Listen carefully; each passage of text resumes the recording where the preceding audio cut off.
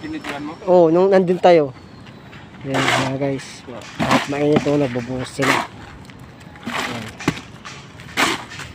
Yan yung buhay ng construction. Nagbuhos yung aking mga kasama.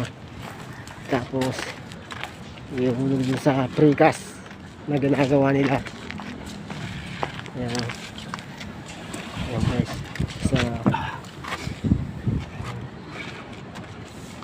Si Mano.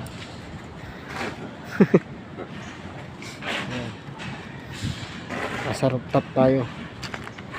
Binubusan na yung precast.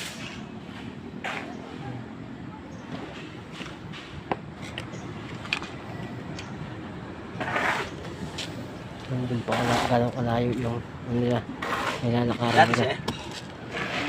Dati. Bantay sa taas. Pantay naman doon sa baba, di ba? Bantay. Iwan lang ito tayo. Walk-in. Ay, nabuo. Wasag.